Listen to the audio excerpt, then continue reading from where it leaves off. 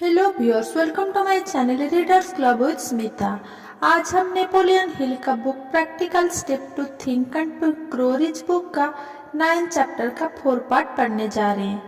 अगर मेरे पास 10 लाख डॉलर हो तो मैं क्या करूँगा। ये कहानी पुरानी कहावत जहाँ चाह वहाँ रहा की सच्चाई को साबित करती है। ये मुझे प्रिय शिक्षाविद और धर्मोपदेशक स्वर्गीय फेक डब्ल्यू गुस्नाल्स ने सुनाई थी, जिन्होंने दक्षिण शिकागो के एक गरीब इलाके के धर्मोपदेश का करियर शुरू किया था। जब डॉक्टर गुन्सालस कॉलेज में पढ़ते थे तो उन्हें हमारी शिक्षा प्रणाली में कोई दोष नजर आए। उनका मानना था कि अगर वे किसी कॉलेज के प्रमुख बन जाएं तो इन दोषों को दूर कर सकते हैं। उनकी सबसे गहरी इच्छा एक ऐसे शिक्षण संस्थान का मुखिया बनने की थी जिसमें युवक युवतियों को करके सीखना सिखाया जाए। उन्होंने एक नया कॉलेज बनाने का इरादा किया जिसमें वे अपने विचार आजमा सके और शिक्षा के पारंपरिक तरीके से बाधित ना हो। इस प्रोजेक्ट को सफल बनाने के लिए उन्हें 10 लाख डॉलर चाहिए थे। वे इतनी बड़ी रकम कहां से जुटा पाएंगे, यही वो सवाल था जो महत्वाकांक्षी युवा उपदेशक के दिमाग में ज्यादातर समय कौंधता रहता है। परंतु वे इस दिशा में कई प्रगति नहीं कर पा रहे थे। हर रात को वे अपने बिस्तर पर इस विचार के साथ सोने जाते थे। सुबह इसी विचार के साथ वे नींद से जागते थे। वे जहाँ भी जाते थे ये विचार भी उनके साथ साथ जाता था। वे इसे लगातार अपने मन में रखे रहे जब तक कि यह विचार प्रबल दीवानगी में नहीं बदल गया। 10 लाख डॉलर बहुत बड़ी रकम है, वे यह बात समझते थे, लेकिन वे इस सच्चाई को भी समझते थे कि इकलौती सीमा वही होती है जो इंसान अपने खुद के दिमाग में तय करता है। दार्शनिक और धर्मोपदेशक होने के कारण डॉक्टर गुन्सालस वह बात समझते थे जो जीवन में सफल होने वाले सभी लोग समझते हैं कि निश्चित लक्ष्य ही वो शुरुआती बिंदु है जहां से मनुष्य को शुरुआत करनी चाहिए। वे यह भी जानते थे कि लक्ष्य निश्चित हो जाने के बाद वे जीवंत हो जाते हैं। उनमें जीवन और शक्ति का संचार होता है, खासकर जब उनके पीछे इस लक्ष्य को इसके भौतिक समतुल्य में रूपांतरित करने की प्रबल इच्छा हो। वे इन सारी महान सच्चाइयों को जानते थे, परंतु वे यह नहीं जानते थे कि उनके पास 10 लाख डॉलर कहां से या कैसे आएंगे। आमतौर पर इसका स्वाभाविक तरीका यही होता कि वे हार मान लेते और यह कहकर कोशिश छोड़ देते, मेरा विचार तो अच्छा है परंतु मैं इस बारे में कुछ नहीं कर सकता क्योंकि मैं इसके लिए आवश्यक 10 लाख डॉलर नहीं जुटा सकता। ज्यादातर लोगों ने बिल्कुल यही कहा होता, लेकिन डॉक्टर गुन्सालस ने ऐसा नहीं कहा। उन्होंने जो कहा और जो किया वो इतना महत्वपूर्ण है कि अब मैं उनसे आपका परिचय कराता हूँ और उन्हें उनकी बात खुद कहने देता हूँ। शनिवार की दोपहर में अपने कमरे में बैठा बैठा सोच रहा था कि अपनी योजनाओं को सफल बनाने के लिए मैं किस तरह पैसे जुटाऊंगा। लगभग 2 साल तक मैं सोचता ही रहा था, लेकिन सोचने का अलावा कुछ नहीं किया था। अब कर्म करने का समय आ चुका था। मैंने तभी अपना मन बना लिया था कि मैं एक सप्ताह में 10 लाख डॉलर की राशि जुटा लूंगा। कैसे? मुझे इस बात से कोई सरोकार नहीं था। अहम बात यह निर्णय लेना था कि मैं वह धनराशि एक निश्चित समय सीमा में जुटा लूंगा।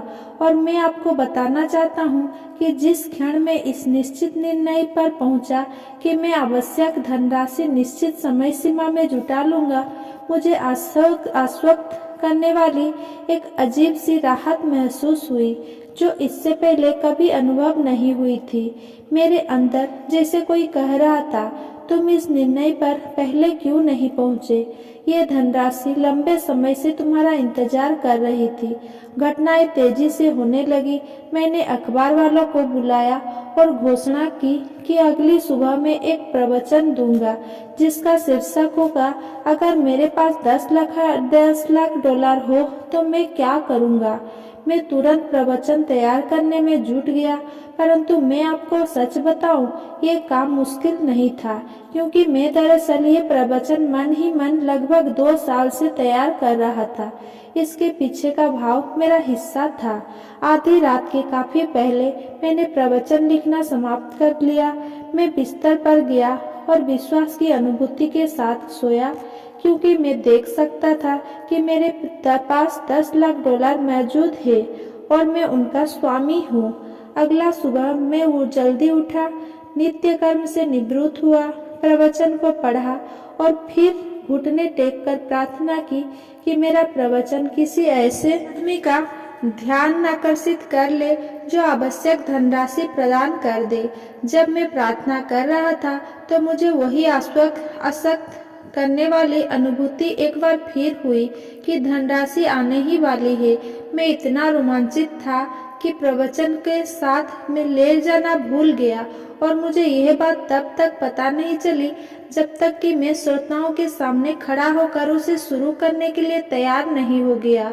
अब अपने लिखे हुए प्रवचन को लाने का वक्त नहीं था और उन्हें घर पर भूल जाना मेरे लिए वरदान साबित हुआ। लिखे प्रवचन के बजाय मेरे अवचेतन मस्तिष्क ने मुझे मेरी जरूरत का सारा सामान प्रदान किया। जब मैं अपना प्रवचन शुरू करने के लिए खड़ा हुआ तो मैंने अपनी आंखें बंद कर ली और मैं अपनी सपनों के बारे में अपने दिल और आत्मा से बोला। मैंने ना सिर्फ अपने श्रोताओं को बताया, बल्कि मुझे लगता है कि मैंने ईश्वर को भी बताया। मैंने बताया कि अगर यह धनराशि मुझे दे दी जाए तो मैं 10 लाख डॉलर से क्या कर सकता था। मैंने वह योजना विस्तार से बताई जो मेरे दिमाग में थी। मैंने बताया कि मैं किस तरह की महान शैक्षणिक संस्था बनाने जा रहा हूँ, जहाँ युवा लोग व्यवहारिक चीजें करना सीखेंगे और साथ ही उनके मस्तिष्क का विकास भी होगा।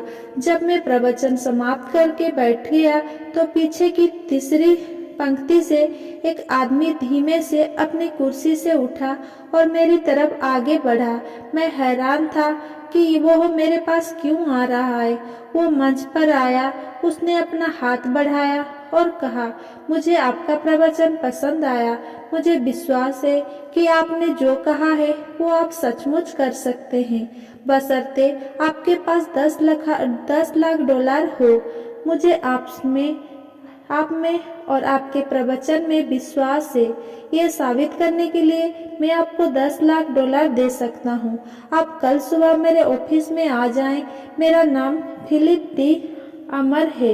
युवा गुंसालस मिस्टर आर्मर के ऑफिस में गए और उन्हें 10 लाख डॉलर मिल गए। उस धनराशि से उन्होंने आर्मर इंस्टीट्यूट ऑफ टेक्नोलॉजी की नींव डाली, जिसे अब डलिनाई इंस्टीट्यूट ऑफ टेक्नोलॉजी के नाम से जाना जाता है।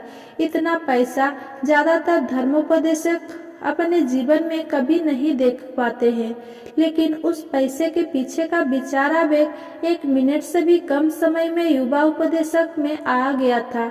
ये 10 लाख डॉलर उन्हें एक विचार की वजह से मिली, जिसके पीछे कल्पना शक्ति थी। इस विचार के पीछे एक इच्छा थी जिसे युवा गुंसालस अपने दिमाग में लगभग 2 साल से पाल पोस रहे थे। इस महत्वपूर्ण तथ्य की तरफ ध्यान दीजिए। गुंसालस जब अपने मस्तिष्क में निश्चित निर्णय पर पहुंच गए और उन्होंने इसे हासिल करने की एक निश्चित योजना पर अमल करने का फैसला कर दिया, तो इसके 36 घंटे बाद ही उन्हें यह धनराशि मिल गई। 10 लाख डॉलर के बारे में युवा गुंसालस के स्पष्ट चिंतन और धुंधली आशा के बारे में कुछ भी नया या अद्भुत नहीं है। उनके पहले और अनेकों बाद बहुत से लोग के मन में इसी तरह के विचार आए हैं, परंतु उस यादगार शनिवार को जब वे अपने निर्णय पर पहुंचे तो उस निर्णय में कुछ भिन्न और अभूतपूर्व था। जब उन्होंने अस्पष्टता को पृष्ठभूमि में रख दिया और निश्चितता से कहा, मैं 1 सप्ताह में यह धनराशि जुटा लूंगा।